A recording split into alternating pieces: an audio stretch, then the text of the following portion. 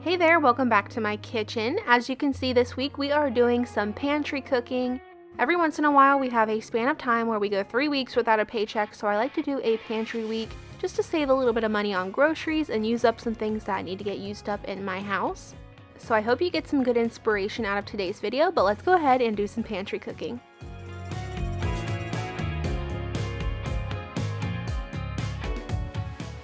First up today, we're making my white chicken enchiladas, and when I realized I had almost everything I needed to make these, I got so excited. So first of all, we're going to go ahead and preheat our oven to 350 degrees, and then we are going to go over to a small casserole dish. This is an 8x8 casserole dish. I added in 2 chicken breasts and lightly seasoned them with salt and pepper on both sides. These are going into the oven to bake for about 15 to 20 minutes until they are cooked all the way through. And once they come out of the oven, I'm just going to take 2 forks and shred the chicken up. To begin making the filling, you're just going to add 1 10-ounce can of diced tomatoes with green chilies into that chicken. And then you'll also add about 1 cup of Monterey Jack cheese. However, since I was making a pantry meal, I did not have Monterey Jack. So I went ahead and just did about a half cup of some Colby Jack and a half cup of mozzarella. Once that's mixed together, you can start adding it into your tortillas. For this recipe, you do need about 8 large tortillas. These are the burrito size tortillas. And then you will just evenly divide your filling into all 8 of those burritos. Fold them up nice and tight, and then you'll transfer those over into a 9x13 casserole dish.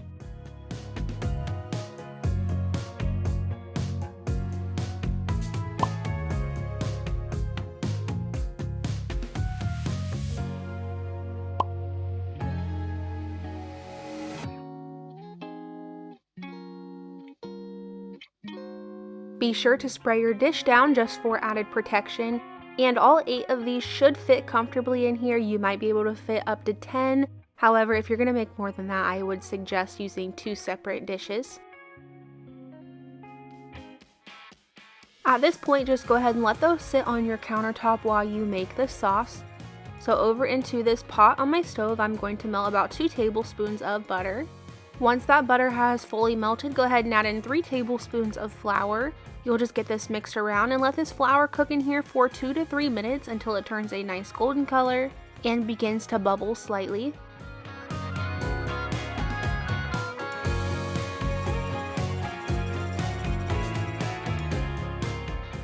Next, add in 2 cups of low sodium chicken broth and begin whisking this together. This will take a few minutes. I just sit here and constantly whisk it around for about 3 to 5 minutes until it starts to turn into a gravy-like texture. Once it's nice and thick and looks like gravy, you'll go ahead and add in 1 cup of Monterey Jack cheese. Again, like I said, using some Colby Jack today and some mozzarella since I was doing a pantry meal. Taking my whisk, I'm just going to go ahead and whisk in both of those cheeses until they are completely melted down in my pan.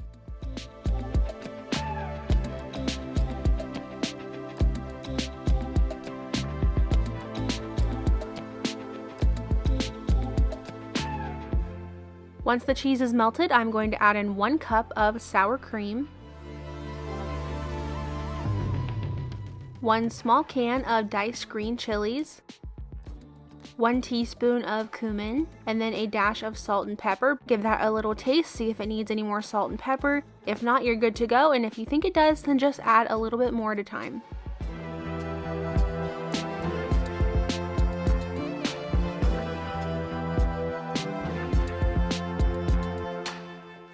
Once your sauce is all done, you'll take that whole thing over and pour it over top of your tortillas. Be sure to spread the sauce around all over, making sure to cover as much of the tortillas as you possibly can. To finish it off, we're going to take some more cheese. This is a very cheesy recipe, but I promise it's delicious. You'll take another cup to 2 cups of your Monterey Jack, but once again, like I said, I'm using some Colby Jack and mozzarella today. Just make sure to cover the top of this, and then we're going to pop this into the oven for about 20 minutes.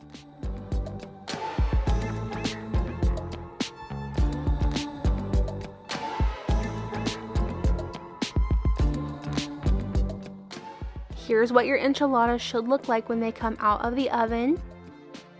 As long as the cheese is melted and it's bubbling around the edges, it's good to go.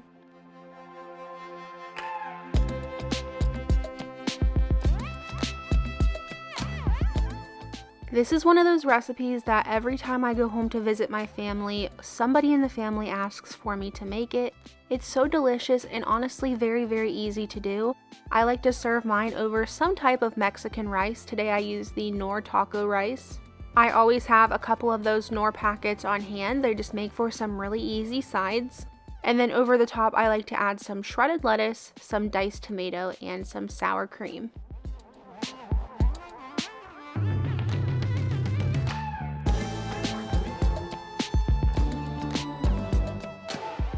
Up next, we are going to make these really great breakfast bowls. This recipe is quite long, but that's because there are several recipes all within this one recipe. To begin, I'm just going to preheat my oven to 400 degrees, and then over to my cutting board, I'm just taking one stick of cold butter and cutting it into little cubes. I am going to link this recipe down below for you. These biscuits turned out really good. Biscuits are not something that I am super confident in, so I went ahead and just followed this recipe.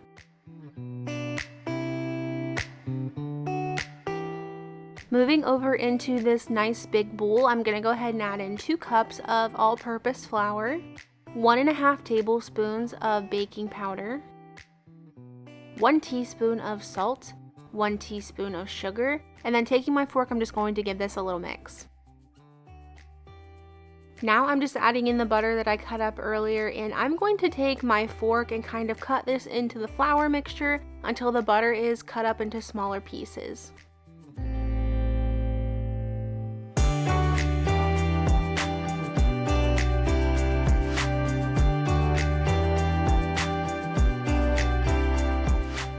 Next, we're going to add just under 1 cup of half and half, and then taking my fork again, I'm just going to mix this together until it is just combined.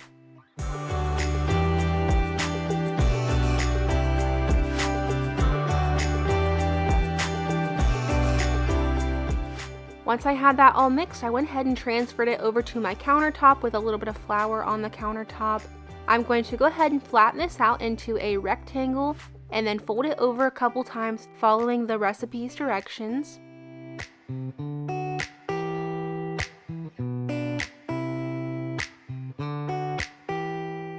I finally invested in some biscuit cutters, so I was really excited to use these for today's recipe, but this is a 2.5 diameter biscuit cutter. I'm just going to take that and cut out all the biscuits I can from this dough.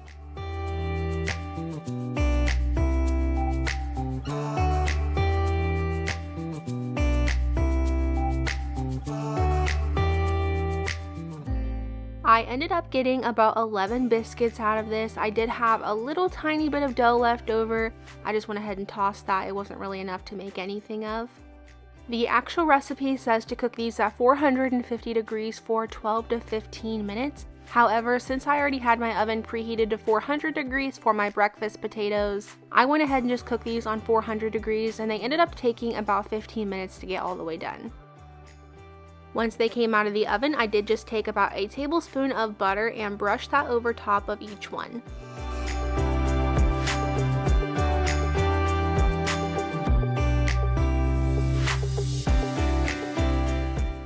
Here is a little sneak peek of what they look like when they were all done. I just went ahead and set these aside so I could go ahead and start on my breakfast potatoes.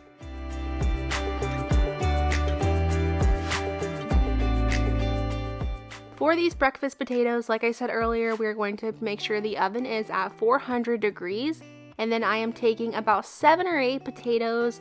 These potatoes really needed to be used, so I had to cut out several bad parts, but I went ahead, washed those up really good, peeled them, and then cubed them into bite-sized pieces.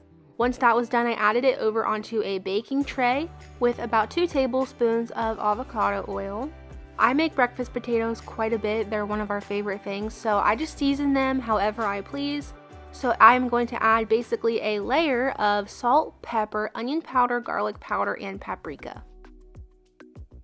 I did use my hands to mix this up just because I could make sure they had plenty of oil on them and that the seasoning was covering all of the potatoes.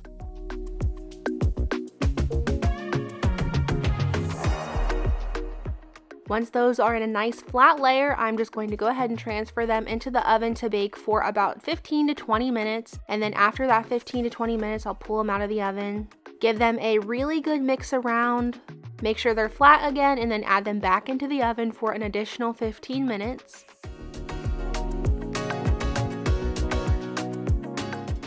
Here's what they look like when they were all done in the oven. At this point, your potatoes should be nice and fork tender and a little crispy around the edges. And meanwhile, while those were cooking in the oven, I had went ahead and started on my sausage gravy. Usually when I make a pantry meal, I find one item that I'm like, okay, this is what I need to use today. How am I going to use it? So I found these little breakfast sausage patties in my freezer and I thought sausage gravy and biscuits right away. But then once I saw that I had those potatoes in the cabinet that were really starting to look bad, I decided on breakfast bowls. So taking those sausage patties, these are just under a pound, I'm just going to go ahead and break them up in my cast iron skillet and turn them into ground sausage. You can decide if you want to leave all the grease in there or if you just want to have a little bit of grease. It doesn't matter because you are going to add butter in here as well. These patties actually seem to not be too greasy, so I just went ahead and left all the grease and added in 2 tablespoons of butter and let that butter fully melt down in there.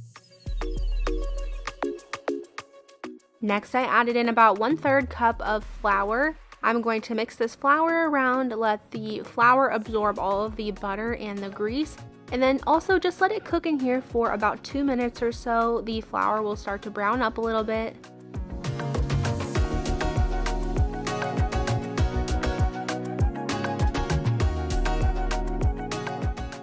And then at that point, you can go ahead and start adding in some milk. So on this day, I did use half and half because that's what I had in my refrigerator.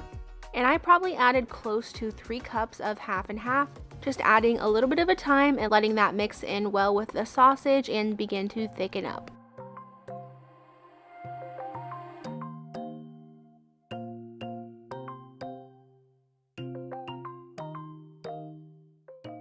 I like to keep stirring this to make sure nothing sticks and that it is thickening up nicely in my pan. Here's what it looked like when I was done adding all of the milk in there and it had thickened up really nicely. At this point, I'm just going to go ahead and turn down the heat a little bit and then add in about a 4th teaspoon of garlic powder, half a teaspoon of pepper, and then about half a teaspoon to a teaspoon of salt. It really just depends on your taste how salty or how much pepper you want to add in there.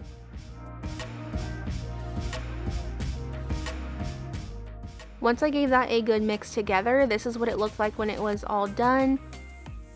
And while I was cooking that, I also did go ahead and make a little bit of scrambled eggs to go with this. Here is an overview of everything once it was all finished. To make these into breakfast bowls, you'll just go ahead and break up the biscuits and layer on top of the biscuits the potatoes, eggs, sausage gravy, and some shredded cheddar cheese.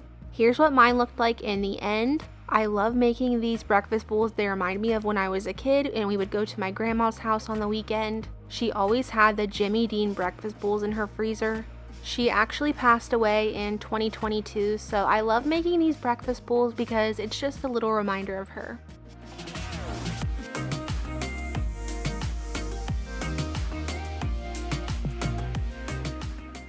Up next, we are going to make these pork chop bites. If you've been around my channel for a long time, you may remember me making them a very long time ago, but it's definitely been a while since I made them. I saw these pork chops in the freezer and I knew right then that I wanted to go ahead and make these pork chop bites. So I thawed them out and I began cutting them into bite-sized pieces.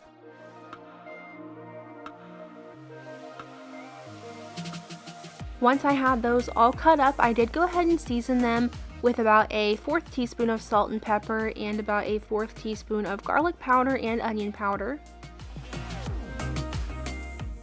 I did just use my hand to mix these up to make sure everything got evenly covered with all of those seasonings. One reason I love this recipe is just how quick and easy and little cleanup there is with this recipe. So I like to cook these in the air fryer because that's where they get nice and crispy. But if you don't have an air fryer, of course you could cook these in the oven as well. But for the air fryer, I just add them in my basket, spread them around nice and even on the bottom. And I cook these on 390 degrees for about 7 minutes. Once you start to notice the little brown edges on them, give them a really good mix together, and then cook them for an additional 3-ish minutes until they are cooked all the way through.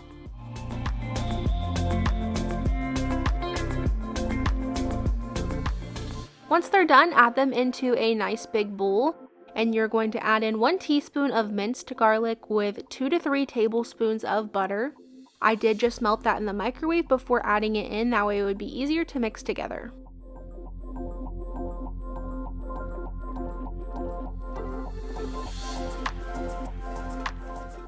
Then finally, you're going to add in some Parmesan cheese. This is just the shaker Parmesan cheese. You can add in as much as you want. I usually add about 2 to 3 tablespoons. Give that one more good mix together, and then you can serve these however you want. Like I said, I always have the Knorr packets on hand. They're just so quick and easy. So I went ahead and made an Alfredo packet on this night, and we had these over the Knorr Alfredo. However, you can eat these over rice, or if you don't want to have any rice or pasta, you can just eat them alongside a vegetable. For the last meal of this week, we did go ahead and make some omelets. We love having breakfast for dinner, and even though we already had breakfast bowls at the beginning of the week, we decided, you know what, we're going to have omelets tonight. So I did go ahead and preheat my oven to 400 degrees, and I want to make this part kind of quick because I already showed you how I make breakfast potatoes in the beginning of this video. On this night, I did have a little bit of red potatoes as well, so I went ahead and cubed those up. And for the seasonings, I did exactly what I did in the beginning video, added salt, pepper, onion powder, garlic powder, and paprika.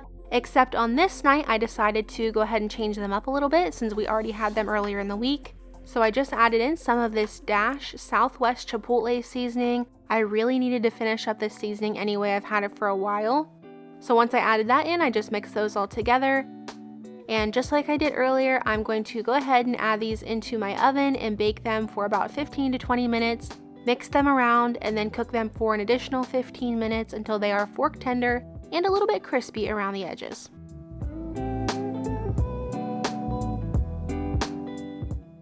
Moving on to the omelets, I'm going to try to make these as similar as I can to my husband's. My husband makes the best omelets. However, he just had ankle surgery, so I am cooking these tonight. Into my bowl, I did have some green pepper in my freezer, so I went ahead and added that green pepper into the bowl. I chopped up a little bit of red onion along with 2 jalapenos. And then in my freezer, I had some frozen spinach, so I added about a 1/4 cup of frozen spinach. And then also in my freezer, I did have some bacon. Normally, my husband makes his omelets with ham, but we did not have ham, so I went ahead and just used this bacon instead.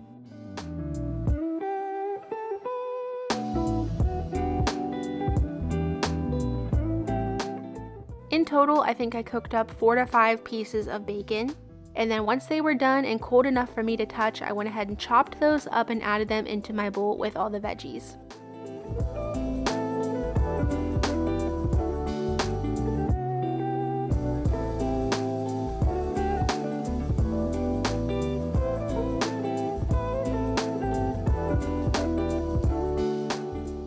Moving over to my eggs, I did go ahead and add in about 4 eggs into this measuring cup, along with 2 to 3 tablespoons of half and half, and some salt, pepper, onion powder, garlic powder, and paprika.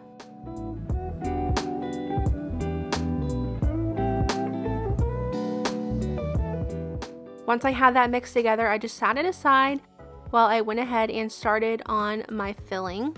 The easiest way to make omelets, in my opinion, is by using a griddle. It just makes everything 10 times easier. So I added my filling onto my griddle, and I'm going to let these cook on here for about 8 to 10 minutes until the peppers are tender.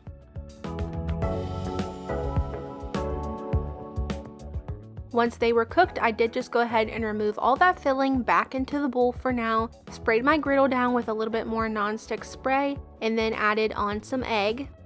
I like to try to round this out as much as possible. I use the spatula to push the egg around a little bit and then add more egg where it's needed.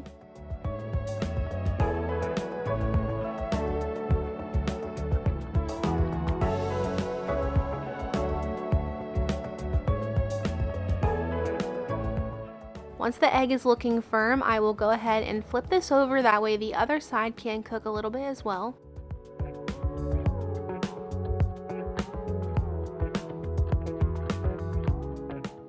For this omelet tonight, we are using some of this cheddar jack cheese. I had a little bit of this left over in the refrigerator, so I added that onto the bottom.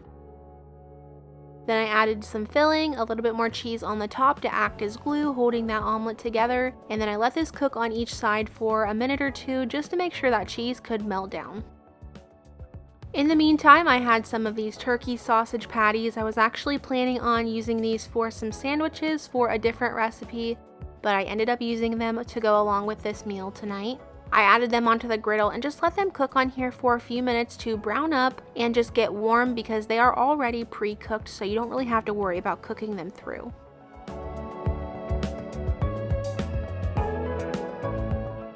Here's what my finished plate looked like in the end. There is a little look of those potatoes that I showed you earlier, very similar to the potatoes I made in the earlier recipe, except with the chipotle seasoning this time. Over top of my omelet, I did add some salsa for some extra flavor, but this turned out really good with the bacon as well. I still prefer my husband's with the ham, but overall these were really good, and we were happy on this night. Our bellies were full, and this dinner turned out great. I know today's video was a little bit longer than my normal videos, so if you stuck it all the way through, be sure to leave me a flower down in the comments below to let me know that you did. There will not be a video this Wednesday, so I will see you back here on Sunday. Thanks so much for watching. Bye.